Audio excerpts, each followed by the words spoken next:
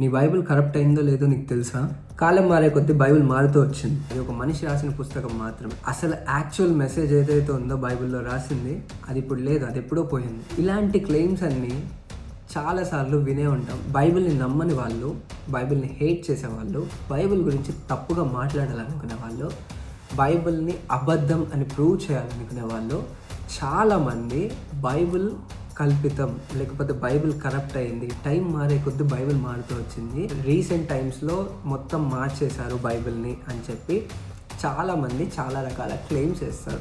మరి అలాంటి క్లెయిమ్స్కి మనం ఆన్సర్ చేయాలంటే మన దగ్గర ఏదైనా ఎవిడెన్స్ ఉండాలి. హాయ్, నేను Vishal, welcome to hope in Jesus.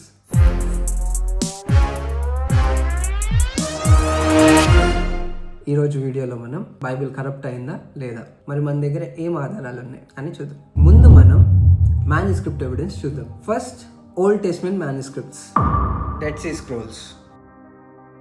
Dead Sea scrolls 250 BC నుండి 70 AD ఆ టైం పీరియడ్లో రాసినవి అనమాట. 1947 నుంచి 1956 దాకా చేసిన ఎక్స్కవేషన్స్లో ఇస్రాయెల్లో ఉన్న కుమ్రాన్ కేవ్స్ దగ్గర ఈ డెడ్ సీ స్క్రోల్స్ దొరకడం జరిగింది. ఎస్తేర్ తప్ప మిగిలిందంతా ఓల్డ్ టెస్ట్మెంట్లో ఉన్న బుక్స్ అన్ని ఈ డెడ్ సీ స్క్రోల్స్లో ఉన్నాయి. These are the oldest Hebrew manuscripts that we have right now. Next, Masoretic scrolls. 900 నుంచి 1000 AD టైం పీరియడ్లో రాసిన ఈ మాసోరెటిక్ స్క్రోల్స్ కానీ మాసోరెటిక్ టెక్స్ట్ అన్న ఇవి అఫీషియల్ జూయిష్ టెక్స్ట్ అనమాట, అఫీషియల్ జూయిష్ బైబిల్ అనుకోండి. మూడవది సెప్టుయాజింట్ వచ్చేసరికి 250 BC నుంచి 100 BC టైం పీరియడ్లో రాసిన ఈ మ్యానుస్క్రిప్ట్స్ అనమాట. ఏన్షియంట్ గ్రీక్ ట్రాన్స్లేషన్స్లో ఉంటాయి. ఎర్లీ క్రిస్టియన్స్ అంతా గ్రీక్ ట్రాన్స్లేషన్స్లో ఉన్న ఈ సెప్టుయాజింట్ని ఫాలో అయ్యేవాళ్ళు అనమాట. సమారిటన్ పెంటాటియోక్, ఇది 1st century BC నుండి 1st century AD వరకు రాసింది. ఇందులో mostly ancient first 5 books of old testament ఉంటాయి అన్నమాట. పాపిరస్ ఫ్రేగ్మెంట్స్ P52 100 AD నుంచి 200 AD అంటే 1st centuryలో రాయబడిన ఈ manuscripts tiny pieces of John, Matthew and extra new testament ఫ్రాగ్మెంట్స్కి సంబంధించిన కొన్ని పీసెస్ దొరకటం జరిగింది. Second, early కోడిసెస్. అలెగ్జాండ్రియనస్ కానీ, సినాటికస్ కానీ, వాటికానస్ కానీ ఇలాంటి ఎర్లీ కోడిసెస్ ఏవైతే ఉన్నాయో, అంటే 300 AD నుంచి 400 AD దాకా రాసిన కోడిసెస్ ఏవైతే ఉన్నాయో ఆల్మోస్ట్ న్యూ టెస్ట్మెంట్ మొత్తం ఉన్నాయి. మూడవది బైజెంటైన్ కాపీస్ లైక్ 500 AD నుంచి 1400 AD వరకు ఈ టైం పీరియడ్లో రాసిన బైజెంటైన్ కాపీస్ కూడా థౌజండ్స్ ఆఫ్ కాపీస్ మన దగ్గర అవైలబుల్గా ఉన్నాయి. వేరు భాషల్లో రాసిన manuscripts. Latin, Coptic, Syriac and Armenian ట్రాన్స్లేషన్స్లో ఉన్న మ్యానుస్క్రిప్ట్స్ కూడా మన దగ్గర థౌజండ్స్లో ఉన్నాయి. ఈ ట్రాన్స్లేషన్స్ అన్ని 200 AD నుంచి 600 AD టైం పీరియడ్లో రాసిన ట్రాన్స్లేషన్స్. ఈ టైం పీరియడ్లో రాసిన ట్రాన్స్లేషన్స్ కూడా which proves the consistency. Early చర్చెస్లో యూజ్ చేసిన లెక్షనరీస్. 400 AD నుంచి 1000 AD టైం పీరియడ్లో రాసిన లెక్షనరీస్ కూడా, అంటే ఈ లెక్షనరీస్ అనేవి చర్చ్ రీడింగ్ బుక్స్, చర్చ్లో చదివే పుస్తకాలు లాంటివి ఈ లెక్షనరీస్. ఆ టైం పీరియడ్లో కన్సిస్టెన్సీ ఎలా ఉంది, స్క్రిప్చర్ ఏం చెప్తుంది, వర్షిప్ ఎలా, టెక్స్ట్స్ ఎలా కంటిన్యూ అయినాయి అని చెప్పి మనకి ఒక ఆధారం లాగా తీసుకొచ్చింది. అసలు మ్యానుస్క్రిప్ట్ ఎవిడెన్స్ అంటే మన దగ్గర ఎన్ని మ్యానుస్క్రిప్ట్స్ ఉన్నాయి, అవి ఎక్కడి నుంచి ఉన్నాయి? మన దగ్గర ఓవరాల్ 25,000కి పైగా మ్యానుస్క్రిప్ట్స్ అవైలబుల్గా ఉన్నాయి. 25,000 మ్యానుస్క్రిప్ట్స్ ఒకటే ప్లేస్లో ఒకటే పర్సన్ రాసిన మ్యానుస్క్రిప్ట్స్ కాదు. సో ఈ 25,000 manuscripts 3 different continents like Asia, Europe and Africa. అందులో ఓల్డ్ టెస్ట్మెంట్కి సంబంధించిన మ్యానుస్క్రిప్ట్స్ 10,000 పైగా కాపీస్ ఉన్నాయి. అండ్ న్యూ టెస్ట్మెంట్కి సంబంధించిన మ్యానుస్క్రిప్ట్స్ 15,000కి పైగా కాపీస్ మన దగ్గర అవైలబుల్గా ఉన్నాయి. ఓల్డ్ టెస్ట్మెంట్కి సంబంధించిన ఎర్లియస్ట్ కాపీ వచ్చేసరికి 200 BCలో రాసినవి, లేటెస్ట్ కాపీ వచ్చేసరికి 1000 ADలో రాసినవి. అండ్ న్యూ టెస్ట్మెంట్కి సంబంధించిన ఎర్లియస్ట్ కాపీ వచ్చేసరికి 125 AD అంటే 1st centuryలో రాయబడింది. లేటెస్ట్ కాపీ ఏమో 1500 ADలో రాసినవి ఉన్నాయి. బైబిల్ అనేది 40 different authors, 40 వేరు ఆథర్స్ రాయటం జరిగింది. ఈ 40 మంది ఒకేసారి రాయలేదు బైబిల్ని. ఈ 40 మంది కూడా over a span of 1400 years నుంచి 1500 years ఆఫ్ స్పాన్లో రాసిన ఈ బైబిల్ ఎలా కరప్ట్ అవుతుంది? మేబీ ఛాన్సెస్ ఉండొచ్చు, బికాజ్ ఇన్ని మ్యానుస్క్రిప్ట్స్ ఉన్నాయి కదా. ఇది కరప్ట్ అయిందా లేదా అని తెలుసుకోవడానికి స్కాలర్స్ అందరూ ఒక మెథడ్ యూజ్ చేసి టెస్ట్ చేయడం జరిగింది. మరి ఏంటి ఆ మెథడ్ అంటే, టెక్స్చువల్ క్రిటిసిజం అనే మెథడ్ యూజ్ చేసి when they compared Bible, Old Testament and New Testament with all the manuscript evidences, ఈ టెక్స్చువల్ క్రిటిసిజం అనే మెథడ్లో వీళ్ళు డిఫరెంట్ క్రైటీరియాస్ తీసుకొని దాన్ని వెరిఫై చేయటం, దాన్ని క్రాస్ చెక్ చేయటం జరుగుతుంది. ఏవైతే ముందు రాసిన మ్యానుస్క్రిప్ట్స్ ఉన్నాయో అండ్ లేటెస్ట్గా వచ్చిన మ్యానుస్క్రిప్ట్స్ ఏవైతే ఉన్నాయో ఆ మ్యానుస్క్రిప్ట్స్ మధ్యన తేడాలు ఏమేమి ఉన్నాయి, ఆ టైం పీరియడ్ ఒకటి చూస్తారు. అండ్ ఆ టైం పీరియడ్ తర్వాత టెక్స్ట్ టైప్ అలెగ్జాండ్రియన్ కానివ్వండి, బైజెంటైన్ కానివ్వండి, వెస్టర్న్ కానివ్వండి, ఆ టెక్స్ట్ ఆ వేరియేషన్స్ ఏవైతే ఉంటాయో అండ్ లాంగ్వేజ్ ఏదైతే ఉందో గ్రీక్ కానీ, హీబ్రూ కానీ, లాటిన్ కానీ అండ్ అదర్ ట్రాన్స్లేషన్స్ కానివ్వండి, ఈ లాంగ్వేజెస్ డిఫరెన్స్ ఏవైతే ఉన్నాయో అండ్ కంప్లీట్నెస్, ఫ్రేగ్మెంట్స్ కానివ్వండి లేకపోతే ఫుల్ కోడెక్స్ కానివ్వండి, అంటే చిన్న చిన్న పీసెస్ ఏవైతే దొరికినాయో ఆ చిన్న చిన్న పీసెస్ని కానీ లేకపోతే మొత్తం బుక్ ఏదైతే దొరికిందో ఆ మొత్తం బుక్ కానీ, ఈ కంపారిజన్స్ అన్నీ చేసుకుంటూ లేటెస్ట్ బైబిల్ ఏదైతే ఉందో దాన్ని వెరిఫై చేసినప్పుడు 99% ఆఫ్ టెక్స్ట్ ఈజ్ యాక్యురేట్. మ్యానుస్క్రిప్ట్స్లో దొరికిన ఎర్లియస్ట్ మ్యానుస్క్రిప్ట్ ఏదైతే ఉందో ఆ మ్యానుస్క్రిప్ట్ అండ్ ప్రెజెంట్ డే బైబిల్లో ఉన్న టెక్స్ట్ 99% ఒకటే ఉంది. మరి ఆ 1% ఏంటి అంటే they are just spelling mistakes. Like for example John తీసుకోండి, JOHN జాన్ స్పెల్లింగ్, దాని ప్లేస్లో JONH ఉందనుకో, అదొక మిస్టేక్. ఇంకొకటి ఓడింగ్ అంటే జీసస్ క్రైస్ట్ అని ఉంది, జీసస్ క్రైస్ట్ని క్రైస్ట్ జీసస్ లాగా మెన్షన్ చేయటం. ఈ డిఫరెన్సెస్ కానివ్వండి, మార్జినల్ నోట్స్, మనకి బ్రాకెట్స్లో వచ్చే వర్డింగ్స్ కానివ్వండి, ఎక్స్ప్లెనేషన్స్ కానివ్వండి, ఆ డిఫరెన్సెస్ ఏవైతే ఉన్నావో అవి 1% ఉన్నాయి. ఏంటి అలాంటి డిఫరెన్సెస్ అన్నీ కూడా 1% ఉన్నాయి. అంటే 25,000+ మ్యానుస్క్రిప్ట్స్లో వాటిని వెరిఫై చేస్తే మనకి ప్రెజెంట్ డే బైబిల్తో కంపేర్ చేస్తే 1% డిఫరెన్స్ ఉంది. ఈ డిఫరెన్సెస్ అన్నిట్లో కూడా ఎక్కడ కూడా థియాలజీని అండ్ మెయిన్ కాన్సెప్ట్ని, మెయిన్ మెసేజ్ని ఎక్కడ కూడా డిస్టర్బ్ చేస్తూ లేకుండా అంతా ఒకటే ఫ్రీక్వెన్సీలో, అంతా ఒకటే మెసేజ్ లీడ్ చేస్తూ రాయటం జరిగింది. అసలు అనువదించేటప్పుడు, లాంగ్వేజెస్లోకి మార్చేటప్పుడు, ట్రాన్స్లేట్ చేసేటప్పుడు ఎంత స్ట్రిక్ట్గా చేశారు అంటే ఇన్ని వందల సంవత్సరాలుగా అంత స్ట్రిక్ట్గా ఎలాగ మ్యానుస్క్రిప్ట్స్ రాశారు, ఆ కాపీస్ అన్నీ ఎలా రాశారు అని చెప్పి మనకి ఇది ఒక ఎవిడెన్స్ అన్నమాట. ఒకటే మనిషి రాసిన దాంట్లో చాలా తప్పులు ఉన్నాయనుకోండి, ఇక ఈజీలీ సే ఆ మనిషి తప్పు అని చెప్పి.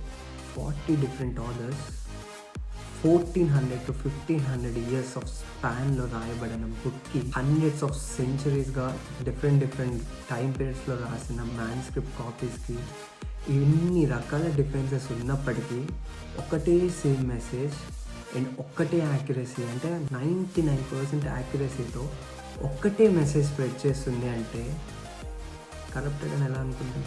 1% కూడా డాక్టరీన్ మీద ఎఫెక్ట్ అయ్యేటట్టు, థియాలజీని ఎఫెక్ట్ చేసేటట్టు, జీసస్ క్రైస్ట్ని కానీ ఆ మెయిన్ కాన్సెప్ట్ అంతా ఏదైతే ఉందో ఆ కాన్సెప్ట్ని ఎఫెక్ట్ చేయకుండా, బైబిల్ ఏం చెప్తుందో దాన్ని ఎఫెక్ట్ చేయకుండా స్పెల్లింగ్స్, వర్డింగ్ డిఫరెన్సెస్తో ఉన్న ఈ 1% డిఫరెన్స్ని how do we even count it as corrupted? ఇన్ని వేల మ్యానుస్క్రిప్ట్స్ ఎవిడెన్స్, ఇంత ఎవిడెన్స్ ఏ బుక్కి లేదు except for Bible. Let's compare KJV and NIV. మనకి బైబిల్లో ఉన్న అన్ని రకాల వర్షన్స్ని కంపేర్ చేయలేను కాబట్టి so I just want to compare KJV and NIV. ఈ రెండు త్రూ అవుట్ ద వరల్డ్ ప్రతి క్రిస్టియన్ నమ్ముతారు that KJV and NIV are authentic అని చెప్పి. సో వీటి మధ్యన డిఫరెన్సెస్ ఏంటి, అసలు ఏంటి అని చెప్పి కంపేర్ చేద్దాం. KJV King James version Bible 1611లో ఫస్ట్ రాయటం జరిగింది. ఈ King James version Textus Receptus అనే మ్యానుస్క్రిప్ట్స్ని బేస్ చేసుకొని రాశారు. టెక్స్టస్ రిసిప్టస్ అంటే టెక్స్ట్ రిసీవ్డ్ అని అర్థం. ఈ టెక్స్టస్ రిసిప్టస్ ఇది దేని నుంచి వచ్చింది? 1100 AD నుంచి 1400 AD ఆ టైం పీరియడ్లో ఉన్న బైజెంటైన్ మ్యానుస్క్రిప్ట్స్ ఏవైతే ఉన్నాయో ఆ మ్యానుస్క్రిప్ట్స్ని బేస్ చేసుకొని టెక్స్టస్ రిసిప్టస్ రాయడం జరిగింది. ఈ టెక్స్టస్ రిసిప్టస్ నుంచి వర్డ్ టు వర్డ్ తీసుకొని ఆ టైంలో వాళ్ళకి ఏ ఇంగ్లీష్ అయితే ది బెస్ట్ ఉందో వాళ్ళు ఈ కింగ్ జేమ్స్ వర్షన్ని వర్డ్ టు వర్డ్ ట్రాన్స్లేషన్ చేశారు. Then what is NIV for? NIV అంటే ఏంటి? New international version. NIV King James వర్షన్కి అప్గ్రేడ్ మాత్రమే కాదు, దీన్ని ఇంకా ఓల్డెస్ట్ మ్యానుస్క్రిప్ట్స్, అంటే కింగ్ జేమ్స్ వర్షన్ రాసినప్పుడు మన దగ్గర బైజెంటైన్ మ్యానుస్క్రిప్ట్స్ ఉన్నాయి, అంటే 1100 to 1400 AD పీరియడ్లో రాసిన బైజెంటైన్ మ్యానుస్క్రిప్ట్స్ మాత్రమే ఉన్నాయి.